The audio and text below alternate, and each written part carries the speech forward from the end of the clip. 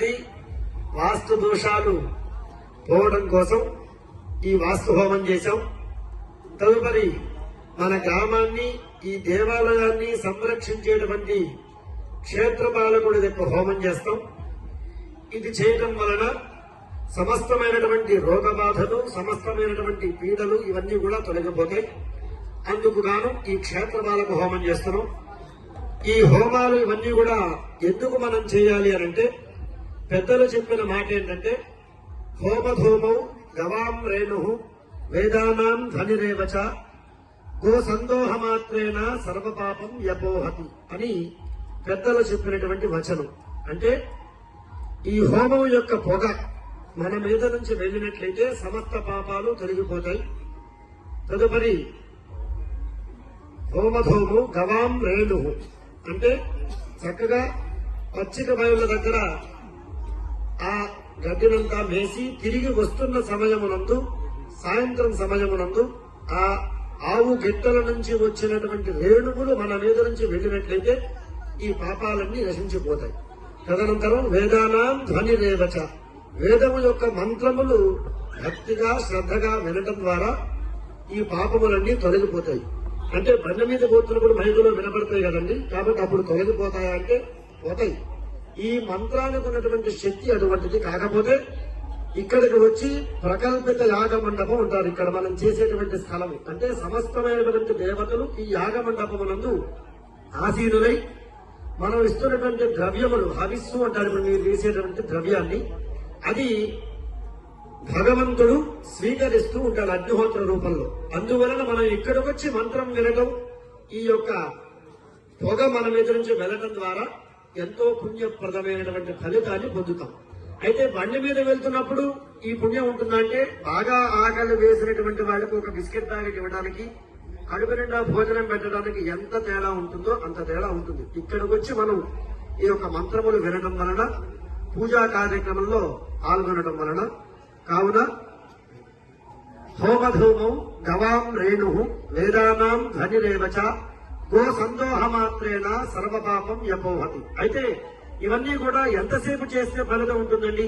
మనం వచ్చి ఒక 2 నిమిషాలు ఇక్కడ కూర్చొని వెళ్ళిపోతే ఆ ఫలితం ఉంటుందా అంటే అలా ఉండదు.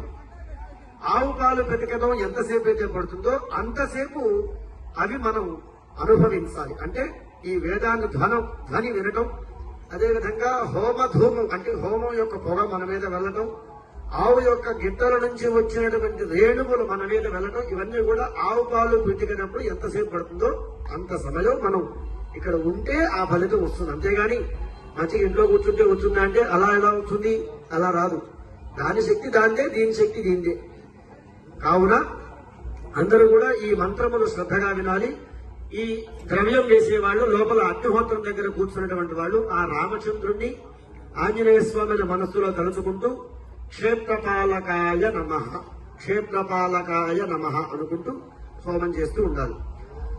ఓం ఇదం విత్తర్వచక్రమే త్రేధానదైవతం సమోఢమస్య వాంసురే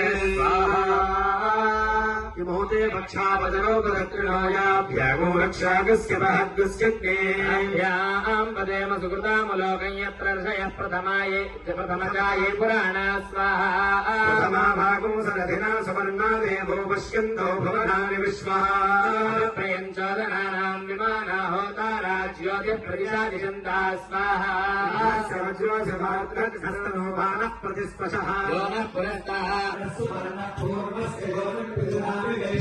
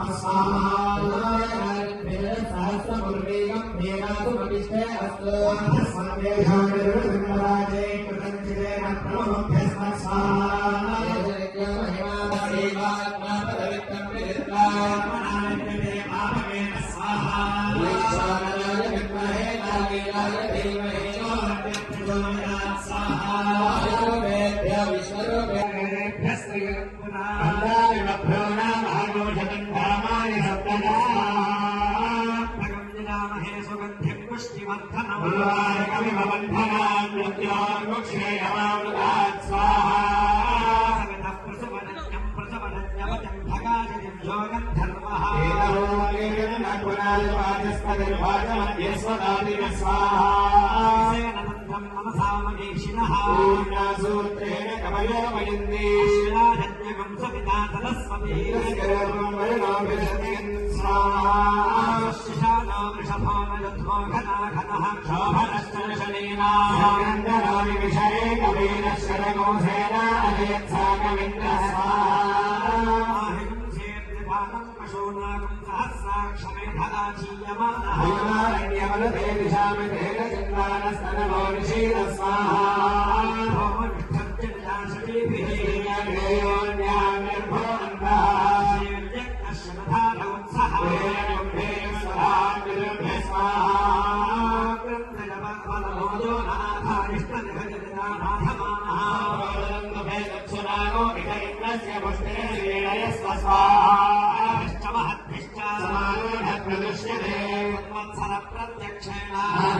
प्रदर्शते स्वाहा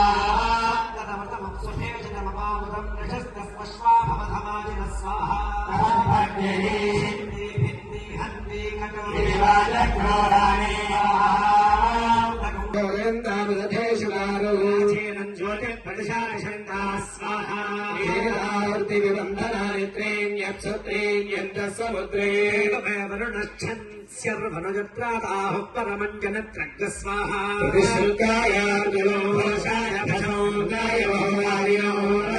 भोगौ